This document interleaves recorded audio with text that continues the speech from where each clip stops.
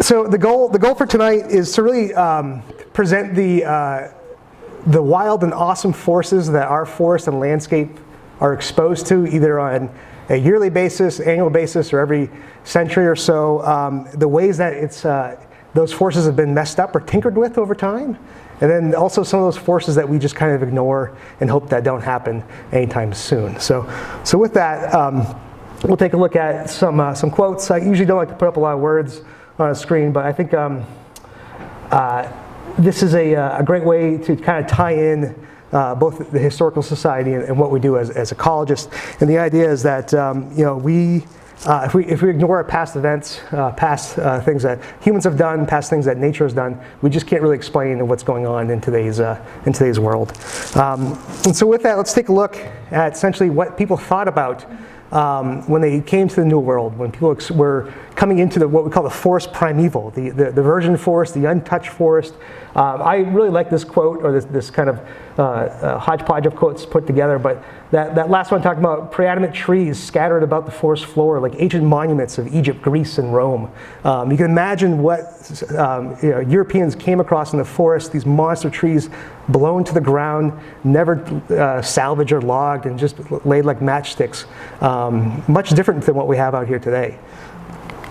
And so anyone is an art buff or loves painting, there's Thomas Cole and his painting of the Oxbow in Northampton, Massachusetts. And this painting is really kind of what these European settlers wanted to do. On your right-hand side is the pastoral scene of settlers coming through, taming the wilderness, taming the sublime, as you would call it. And then on the left-hand side is that wilderness. You can see the birds are swarming, the trees are gnarly and decaying. It's essentially something that needed to be tamed. And that's how they saw our woodlands and impose our order on it. They came from Europe. And they brought their habits, they brought their culture with them, and they were going to, by God, put it onto the American landscape. That sense of sublime, that sense of wilderness, even at the beginning of the 20th century, could still be found out there in the woods.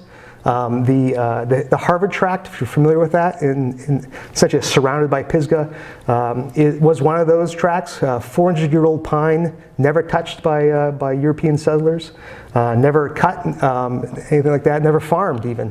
And in 1925, actually earlier than that, Harvard University bought it to study, and just these massive old trees out in the woods. And so with that purchase of property came the idea as well as with the climax forest. That forest that they purchased, that 20 acres, was essentially at that climax, was at a steady state. The idea was that the forest reached a certain point and it was just kind of self-replacing over time. One tree died, another tree came up to fill the gap, and it just reached that climax or old growth site of succession.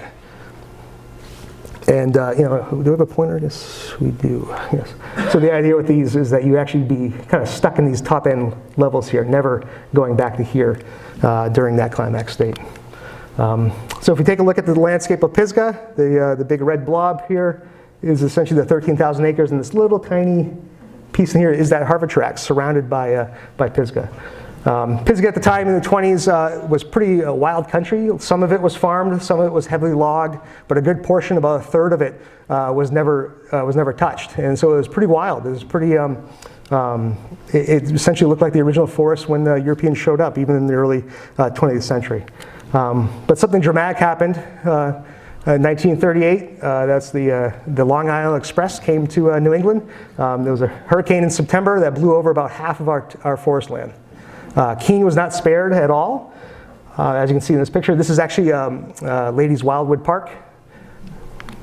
And then quite quickly after that, even in the winter and into the following years, that timber was salvaged. Partly to recoup some of the losses of that valuable timber at the time, but at the same time, it was also fuel reduction too, or hazard reduction for fires. So getting rid of that slash, that material away from homes, away from infrastructure was very important to do, and so there's a big effort to do that. You can imagine what people had to do with horses to drag that material out, just tons and tons of logs just laid on the ground. At the same time, the log prices plummeted, because you can imagine with those the amount of timber on the market, it wasn't worth anything. It was a simple supply and demand. So the U.S. Forest Service stepped in with the Northeast Timber Salvage Administration and essentially bought out all the timber from landowners as a bailout package, as you can imagine, and stored the logs in ponds. So this is Connors Pond in Petersham, Mass.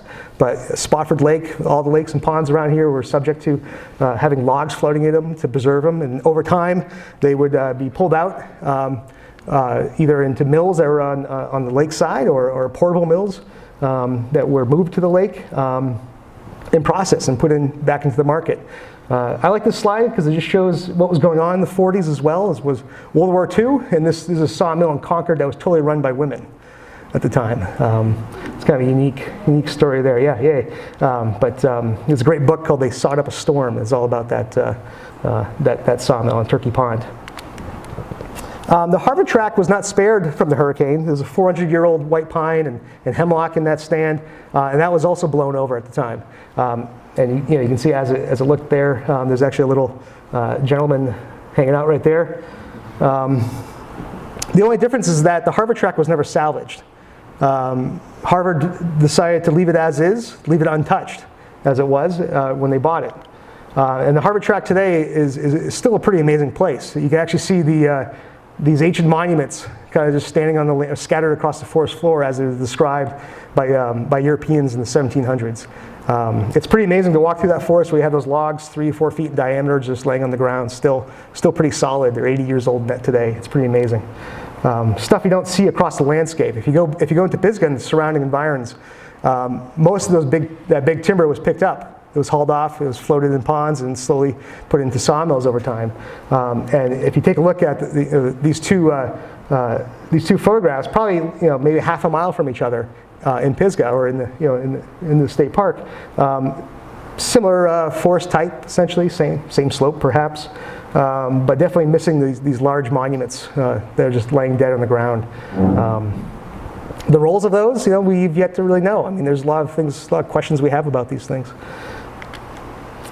So again, we go back to that sublime. I like to think nowadays, instead of humans moving from right to left, maybe we're trying to push it a little bit further to the right now. So instead of going, instead of the pasture advancing, or maybe we're trying to put a little more wilderness back out there in the landscape. So Hugh Raup was an ecologist at Harvard as well, and he essentially was thinking that if we take a look at what we have going on in the landscape today with natural disturbance, strong wind events, hurricanes, fires, flooding, things like that, we could probably surmise that was happening probably before we came as well. And he was right. Large hurricanes, natural disturbances were happening well before we showed up. It's not like we brought them from Europe. And for the most part, he was correct. There's some things that he's ignoring. We've changed a lot of things in the landscape as well. Maybe in '57 we didn't have as much of a dam system established across the United States or even in New England,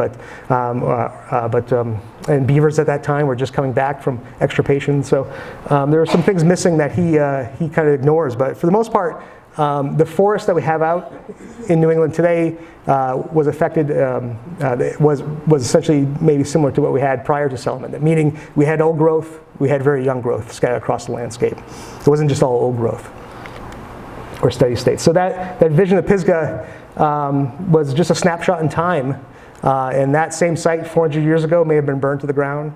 It may have been blown over. It may have been very young thicket there where rabbits made a living. And we see this through soil analysis, looking at soil layers. 7 major hurricanes have been found from 1620 to 1950, affecting New England over time. And those major hurricanes obviously didn't affect every single acre of New England, but over time you can see there's a buildup of effects that you have of major hurricanes replacing stands in our forest in that time period maybe twice or 3 times, and so these are hurricanes that would essentially blow the forest over like it did in '38. So hurricanes are very common in New England.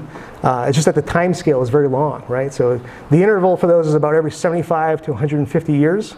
The hurricane of '38 was about 80 years ago, so I always tell people that we're due. we're in that time frame now where a major hurricane comes through, so you can sleep well tonight. Again, the hurricanes, Wheelock Park, that's the entrance of Wheelock Park right here. If you look close, that metal frame is bent over. There's a metal frame there now only to be replaced. But just a devastating effect on the landscape. Again, when hurricanes show up, they don't do this on every acre, but our forests have adapted over time to essentially take this beating. The question in the Concord Monitor could, what if the hurricane of 38 hit again today? This is the State House, actually. I like the little fellow up here hanging on the tree. But it's a good question because it's only a matter of time. So the big trees we have out here are definitely prone to these winds. Doesn't mean we should go out and cut them all, but it's just a realization that there will be a big wind that will hit this area again. It could be 5 years from now, it could be 50 or 100 years from now. It's just tough to tell. But if history serves us correctly, it's going to happen. And our forests have evolved over time to handle that. This is a survey by Charles Sargent in 1880, looking at in the year 1880 how much farmland was burned over at the time. Southwest New Hampshire is that kind of that second color. I think I'm pointing at that, and that's about 1% of these farms are burned in 1880. It's a pretty small number, but considering burning of land was usually associated with land clearing a lot of times, not always, but especially early settlers, most of the wood that was cut was burned just because it was something that was in the way. Burning of wood on farms is usually associated with land clearing. 1880s was a pretty tough time to be farming in New Hampshire, and most people have moved west at that point. So there's a lot of farm abandonment happening. So when I see that maybe even 1% of our landscape was being burned at the time due to escape fires due to agriculture, I can probably surmise, or you probably think about that even earlier, that number was even higher, especially during the peak of land clearing and also during the peak of farming itself. Fire plays a pretty big role in our landscape, although we've ignored it. Native Americans have used it as a tool to clear land for grazing and pastures. Fires escape, fires travel into the forest in the right conditions. The Harvard Tract, pictured here at different times, was established in the 1600s, the trees were established in the 1600s, and those trees came in following a hurricane that burned, and then the site burned after that. It's a typical cycle that we have here, where we have a catastrophic hurricane, all that fuel is on the ground, lightning strikes it, and we have a fire that runs through here. So fire definitely plays a role in the regenerating forest. Owl's Head Fire in 1907 burned 10,000 acres in the White Mountain National Forest. It was a result due to logging material left behind, but it was hit by lightning.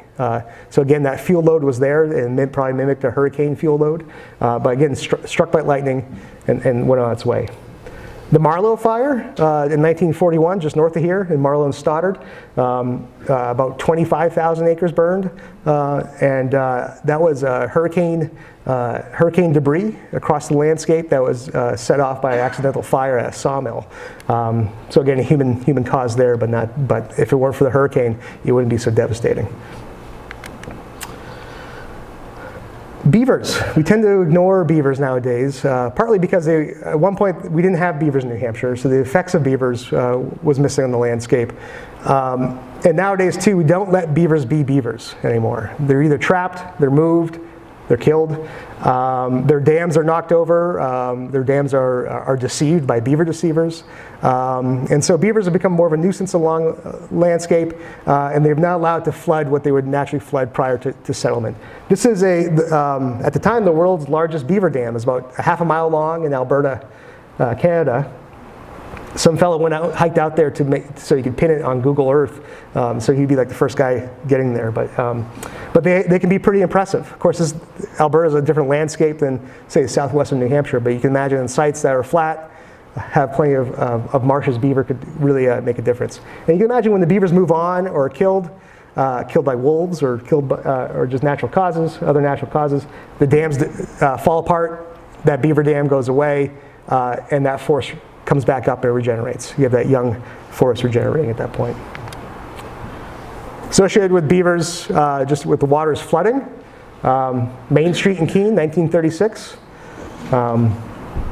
trying to figure out exactly where this was. I think it's actually further down Main Street. But floods, we don't let rivers be rivers anymore either. They don't flood as they do. Keene rarely floods like it did prior to the dams of the Surrey Dam, or even other communities such as Peterborough or Concord, with the Army Corps of Engineers establishing their dams across the landscape. Flooding has been controlled. With floods comes some tree mortality, trees being ripped out of the banks, floodplains being disturbed, and forests popping up behind them. Here's a picture of of Route 9, Route 202 coming across here. You can see the flood control installations, this line here, these straight lines. There's a causeway here. Essentially just showing that, on that landscape, we're not allowing that river to flood as it should, or as it would. And so the natural processes of forest succession, the forest being knocked over, the forest being altered, is just not happening anymore in those areas. For good reason, though. We live in these areas, so we don't want the flooding, obviously. Sticking with wetlands and the advancement and contraction of wetlands. This is right in Jaffrey here, nice wetland complex. But if you look closely, you can see these lines going across the wetland. Those are drainage lines that you would see. So farmers recognizing the potential of our wetlands and how well they grew. Vegetation was just a little too wet at the time, so they'd actually ditch these wetlands to drain some of the water out of there. To allow for grazing, to allow for hay production.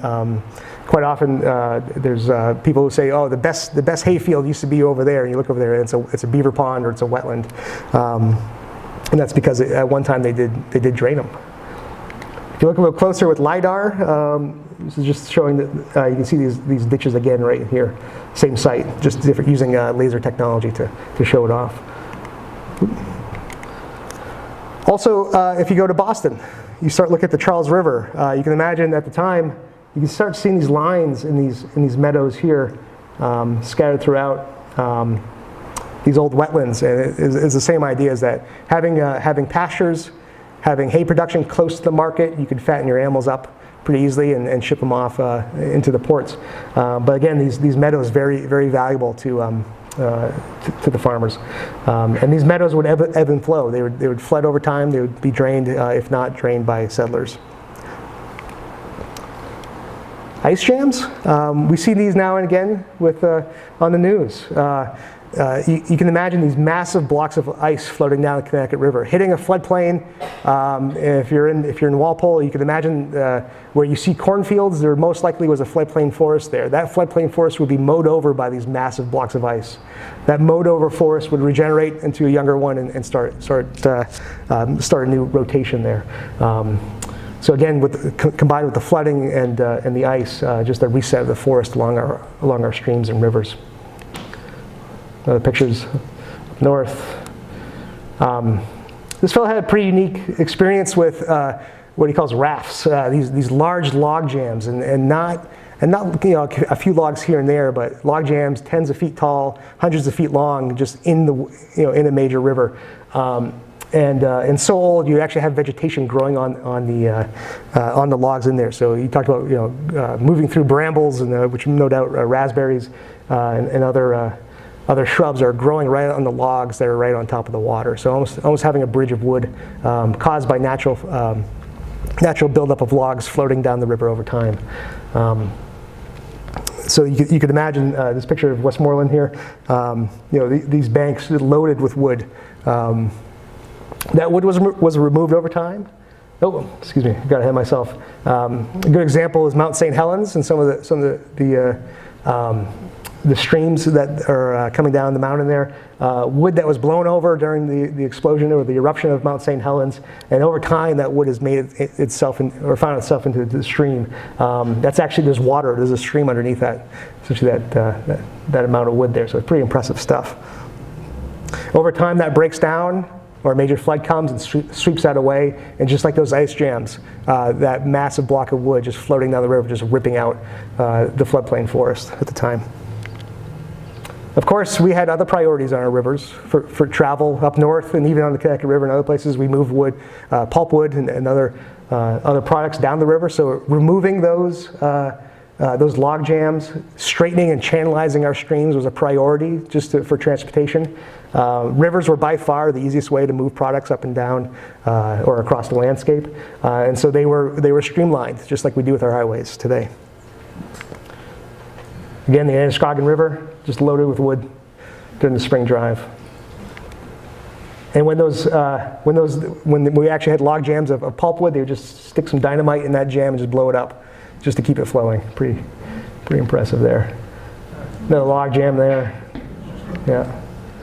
All to get to the mill, just down river. And so most of our mills for pulp production or paper production were along major riverways.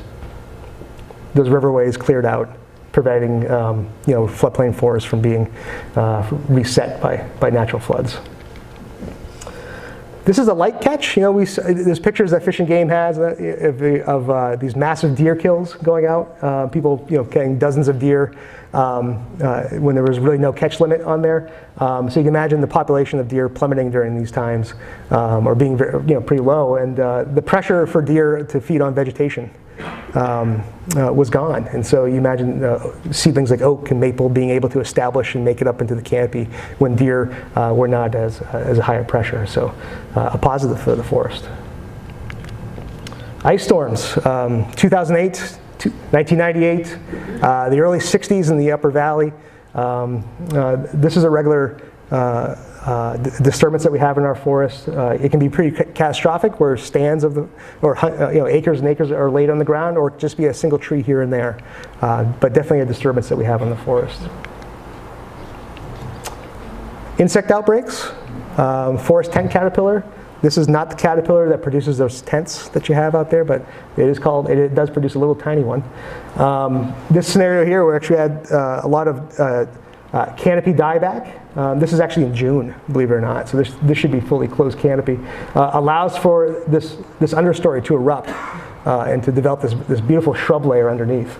But this is a natural disturbance that happens across the landscape every year. Other things that may seem natural, but we cause the chestnut blight. That's a shift in species in our forest.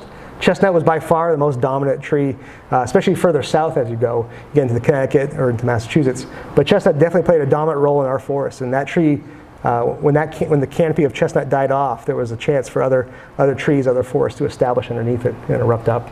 The same thing goes today with white ash and the emerald ash borer, where we have pure stands of ash, or ash is a large component in our forest. There's the chance for that canopy to die off fairly quickly, and a new forest, a new layer to erupt underneath it. Wind. Wind, just like hurricanes, is by far the most common disturbance we have in our forest that resets things. It can be as large as a 2008 tornado that ran through central New Hampshire, about 50 miles long, leveling about 8,000 acres worth of forest land. It could be a little smaller, such as the microburst in 2010 in Harrisville. There's actually a more recent one in Harrisville as well that we have here, where the forest is just ravaged, laid to the ground, an acre here, an acre there. Or it could be a single tree fall from one tree not so stable. All these have different effects in the forest. All these produce a different type of forest that comes up underneath it. But definitely is something that happens on the landscape every year. And of course, logging. We in New Hampshire have been logging for about 400 years. We've been taking trees out.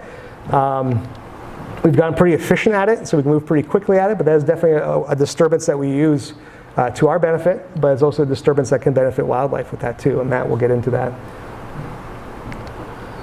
Despite all these disturbances across the landscape, despite all the logging you see going across the landscape, we're pretty fortunate still to have a pretty close canopy out there. This is Route 123 in Hancock, pretty untouched, kind of the epicenter of the Harris Center actually.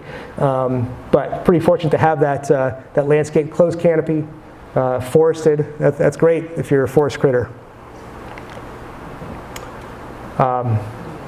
Besides logging, another natural disturbance, perhaps by far the most impactful disturbance that we've had caused by humans on the landscape was the sheep craze, or the clearing of land for agriculture in New England. 1830s, 1850s, about the height of agriculture in New England. Cheshire County in 1880, we found that about, this is the same Sargent survey, about half the county was covered with woods, which means the other half was covered in some sort of farmland or non-wood type thing.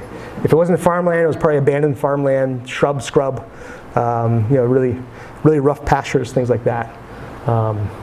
Compared to Coos County, where probably about 9/10, about 90% was still forested up there. So a big portion of Cheshire County cleared for agriculture. The further south you go, the higher the number of clearing you'll see.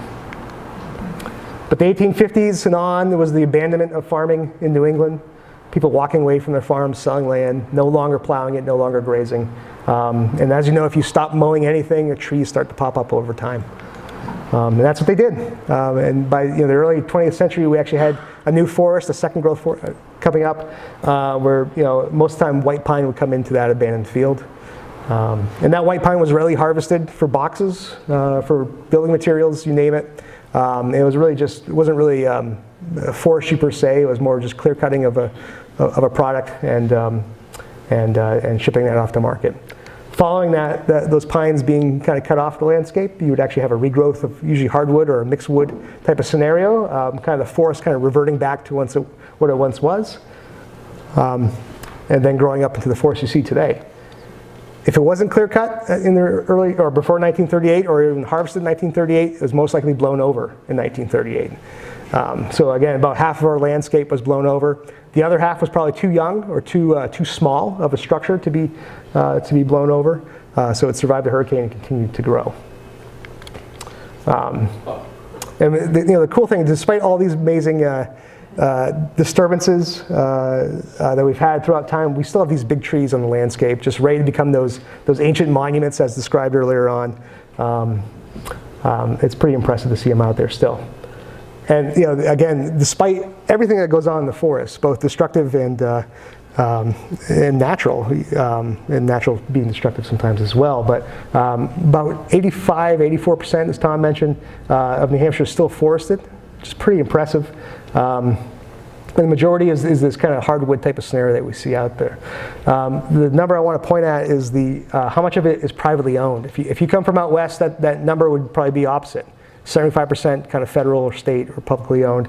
76% is owned privately. So that could be family ownership, but could also be companies as well. But it's pretty amazing to see that type of ownership here in New Hampshire and also New England in general. In our forests, we can see the history that's gone on over time. So you can walk through the forest and see different types of trees or different forms of trees out there. You can have the tree that's been managed for timber, nice and straight over time. You can have the tree that was blown over but survived the hurricane, just bent one way. You can have the tree that grew up in the open, and as the forest surrounded it, as that old pasture kind of grew up around it, the limbs were kind of pruned off naturally, and you actually have these stubs out there. So it's pretty amazing to see the history that's out there. On one woodlot, you can have that just kind of hanging out. So I tend to think of New Hampshire's forest as species-rich, maybe 20–30 tree species out there across the landscape. But for the most part, we're pretty structurally and age class poor. Our forest can range anywhere from establishing after the hurricane of 38 and maybe 30–50 years prior to that. So plus or minus 30 years and the life of the forest is actually pretty small. So our forest tends to be that kind of 80–120 age class out there. It's because of this kind of dynamic that we have. This is a very oversimplified history of our forest, but you can look at two major events that happened. Three. Looking at the abandonment of our woodlands in the 1800s, and then our forests coming right back. They're either cut or too small to be cut at the time and continue to grow. If they were continuing to grow, they were blown over by the hurricane.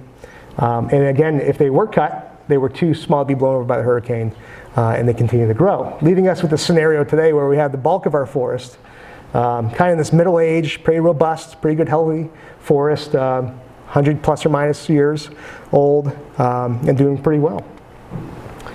If we look at the habitat that we have out there, we can see that when we say successional habitat, that's that young forest habitat.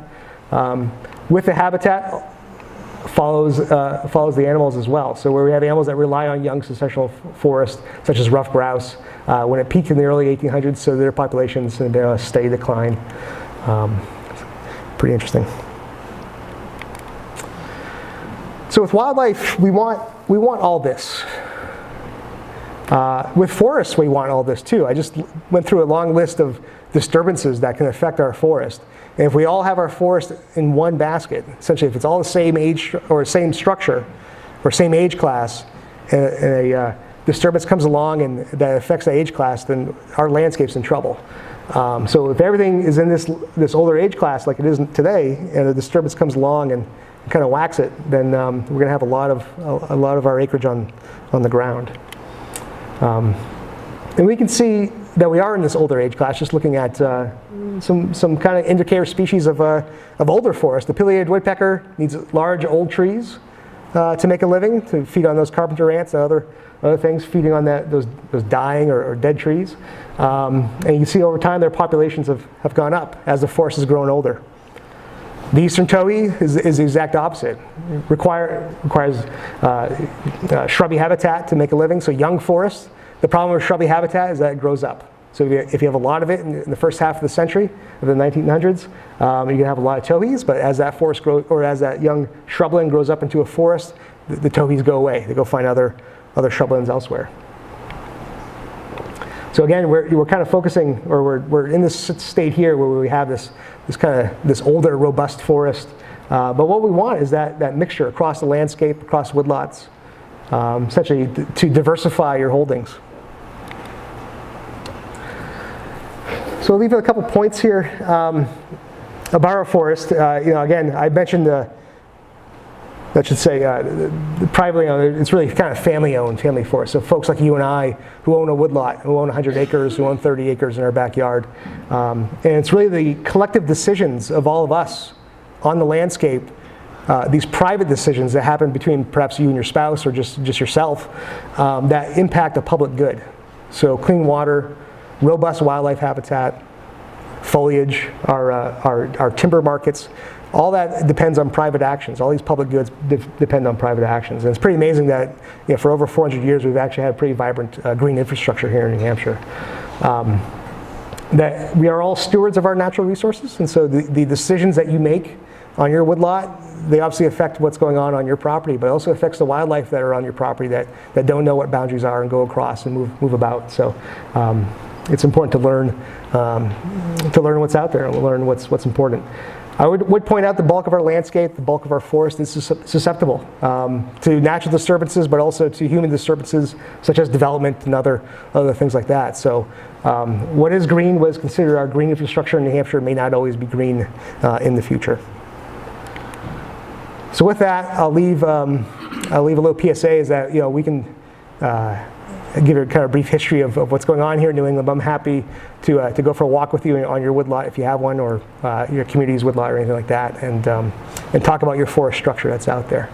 So I think we're saving questions till later time, right? Yep, great. Thank you. Yep.